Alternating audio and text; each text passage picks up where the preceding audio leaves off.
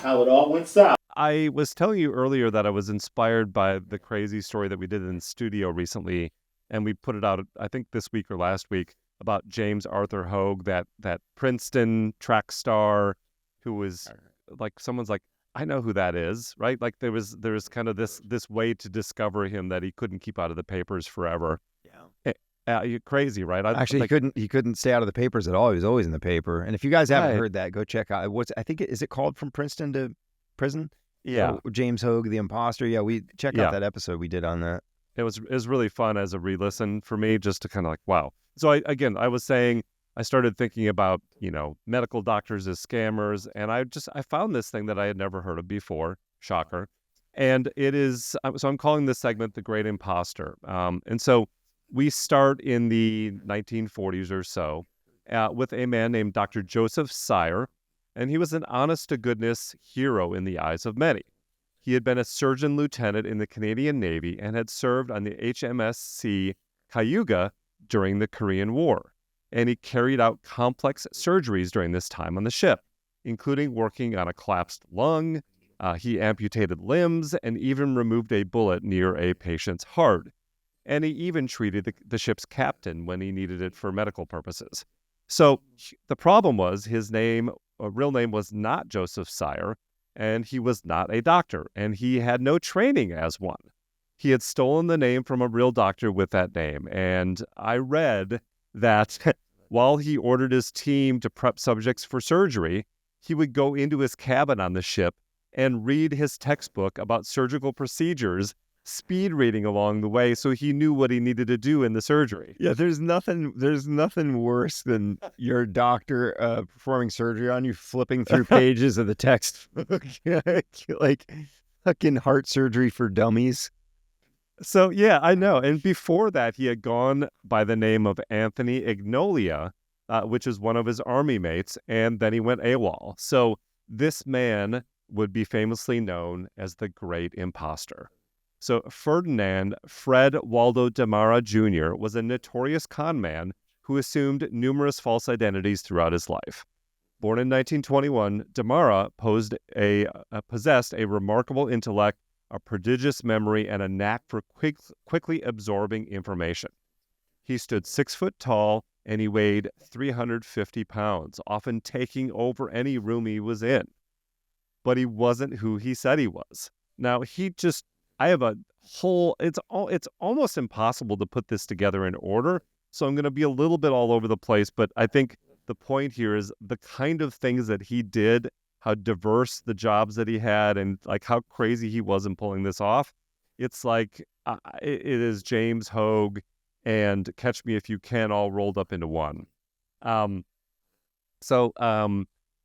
Fred Demara's, it wasn't his only job. He took on a series of other jobs in his role as an imposter, including being a civil engineer, where he convinced officials he was a qualified engineer and was entrusted with overseeing the construction of a bridge in Quebec. He was a sheriff's deputy, where he, in Bath, Maine, where he reportedly apprehended a suspect. He was an assistant prison warden, where he infiltrated a prison in Laval, Quebec, where he assisted in the rehabilitation of inmates. He was a psychologist, where he lectured at universities, authored articles in psychology journals, and even conducted therapy sessions. And there he went, in his role as psychologist, he went by the name of Robert L. French and said he had a PhD in psychology from Stanford after his undergrad in University of Michigan. He said, That's wild. wild. Right? That's wild. Yeah. I mean, and I'll say already, like, at least, James Hogue was doing things. Well, he's kind of a bad example too. He ended up stealing money, but so many people that are con men or like imposters are doing it for financial gain. And it sounds like this guy it's like, I'm going to go perform a surgery and help someone. I'm going to go help prisoners rehabilitate. Right. I'm going to go, engineering. Like, it's so weird. They're all positive things that he's doing to it. And I love this. You remember the Eddie Guile episode, the gangster in Atlanta that lived down the street from me? Yeah. And we talked about the pros of the journalists at the time, this sweeping, we caught this man who was a scammer and a scandalous, and a scandalous man who said he was a doctor. And there's all that in here. I found these great articles from 1951, 52, 57, 59 that they speak that way in the articles. Yeah, it's very and grand. And you've got this big man, this 350-pound man, this larger than life, that is literally taking over the front pages of these newspapers all over the country. Like, it's really incredible to try to piece that together as they reported it at the time. I think was even more fascinating, right? It's more than just like, here's what he did, but actually going back and unraveling it as everyone else was unraveling it in these newspapers was really cool. So I talked about him having a PhD in psychology from Stanford. Now, he used this to get a job teaching at the Abbey of Our Lady of Gethsemane, a Trappist monastery in Louisville, Kentucky. And after being pressed to join the priesthood, he just decided to go in another direction. And I don't want to be a fake priest. No, I want to move to LA and spend time as an orderly in a sanitarium. Then he moves to Washington State and he got another teaching job in psychology. And from there, he became friends with a local sheriff who made him a special deputy. But later on, the same sheriff had a warrant for his arrest after he was ID'd as being a deserter. I think it was part of him being AWOL that I talked about early in the story. And the man spent 18 months in prison. Everyone forgets about him. He gets out. And then he became Dr. Cecil Hammond, a biologist living in Kentucky. And then he got a job in Massachusetts at a Harvard-affiliated hospital. I mean, he has to be a ridiculously smart guy, right, to be able to do this, because you can't go in for a job interview for, to get a job as a biologist, even if you fake the credentials and whatever. I mean, they're still going to talk to you. And if you can't sell it, that's wild. It's wild. I think he was book smart. I think, we've talked about the, going to the grave sites of the kids that die young. I think back in the day, the ability to get someone else's birth certificate was as easy as writing into the place that had the birth certificate and asking for another copy, assuming that person's identity before there was ever a thought of identity theft, and just becoming that other person, right? Yeah. Like, that's how he did it. That's how he changed names. And he would just move town to town and, Kentucky to LA to Washington State to Maine. Like, no one knows you, right? Like, you're not tracked. So he also became a Benedictine monk, where he joined a monastery and lived there for a period as a monk. He was also a dean of the School of Philosophy at a small Pennsylvania college. He was also a law student and a zoology graduate. It doesn't stop there. How does he have time to do all this? I couldn't even do one of those things for real. Right. He was in the amount of time this guy's done all these. Jeez. That's bizarre. I know. I mean, like, I could have spent days and days and days on this one. He also went by Brother John Payne of the Brothers of Christian Instruction and founded a college in Alfred, Maine. How do you keep all that straight? Right. I mean, I know when you move to a different town, you kind of forget, I would imagine, you forget that identity that you had in the last town. But you've gotten used to, let's say you lived there for 6 months, you've gotten used to people calling you John or whatever. Right. And now you move to another town and you've created Cecil. Right. And someone walks into a room and says, "Hey, Cecil," like, you have to instinctively, you know what I mean? You can't be waiting for John. That's just crazy to keep all that straight. Yeah. And so, as all good things, they must come to an end, and there's always another side of the story. And it was in Maine, again, as Brother John Payne, it was here that he met a man named Joseph Sire, whom he would assume his identity later on that Canadian ship.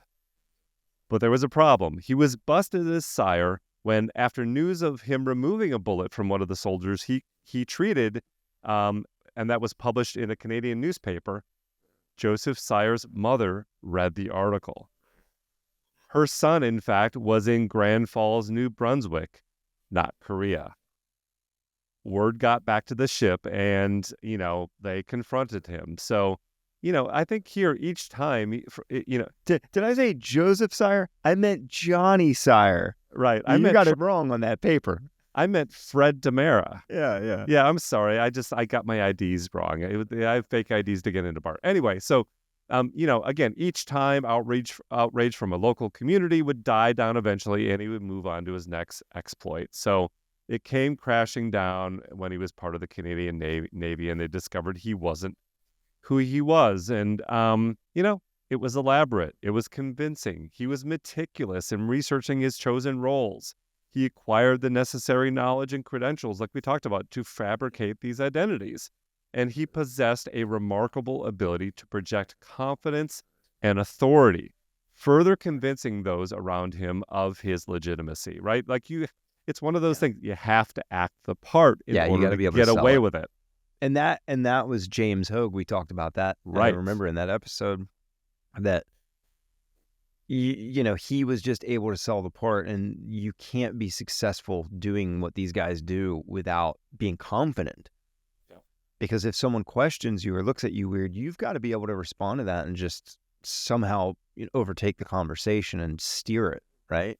Yeah, that's right. So he had that confidence and the bold, audacious kind of personality for it. So while his actions were undoubtedly fraudulent, word got out about this guy, right? And it captured the public's imagination in all these headlines. And he ended up becoming the subject of a best-selling biography called The Great Imposter and a popular Hollywood film starring Tony Curtis as Fred Demara. And he insisted that the movie and the book were not accurate, and he never seemed happy living in any of these deceptions, always shape-shifting and moving on. And so, the website Head Stuff even mentions that when the book was a huge hit, he ended up taking a bit part in a movie called The Hypnotic Eye, performing surgery in the movie. Bad movie, poorly acted by him movie. And he was even on Groucho Marx's You Bet Your Life, where you've got to guess is this the imposter, the imposter. So did he win? Yeah, I don't know. I don't know if he won or not, but that's crazy. So according to AP, before his death in 1982, he lived in obscurity as an ordained Baptist minister and then a visiting chaplain in Orange County. One of the last things I'll say about this is, interestingly, in his obit, a number of the crew from that boat where he was the doctor on hailed him as a lifesaver, even though he had no formal training or certification as a medical doctor. Hey, I Right? get that. You know what I mean? To me, if you save my life, I don't care what credentials you have. And you look at like soldiers on the battlefield, you know what I mean, who have to treat someone who's been injured. They're not doctors, you know what I mean? But Yeah. they can still be lifesavers. I get that, man. There's a point of, and that's what I was saying. Like, this guy is doing, from what you've told me, everything he's done is positive. He's not going to intentionally hurt people. Right. It's like his own entertainment, that like he gets bored with a career or a life, or I don't know where it comes. It's got to be a certain kind of personality that he just grew up with, and he just is like, I don't know, but like, I get bored too with things, but to jump to like Benedictine, so weird. I know, right? And then to an engineer, and on and on and on, right? Yeah, so really incredible. Like he is the ultimate imposter scammer of all time, and these stories, you never know where it's going to take you. But that is the story of Fred Demara, the Great Imposter. Yeah, that's a good one. I love imposter stories, man. I don't know why. Like, to see how these people get away with these things, and the Catch Me If You Can, that story. I mean, it's just to go in and pretend to be an airline pilot, and you can't do a lot of that stuff. You just couldn't do today. You just couldn't. He just doesn't fit in too. Like I said, 6 foot, 350 pounds. Yeah. If you're standing out. We'll show photos of this guy. Like, you're not tricking anyone. If we're living in today's day and age of the internet, like, he's caught the second job he tries to get, Oh like yeah. it's over. It's like, I can't believe it. Well, yeah, and that's that's what I was gonna say is things like this you could do in the 40s and 50s. It was Yeah. just a totally different world. And even James Hogue, I mean, that was the early 80s, Yeah. and There into was this the cool early down 90s. period, right? Where he's like, I got busted.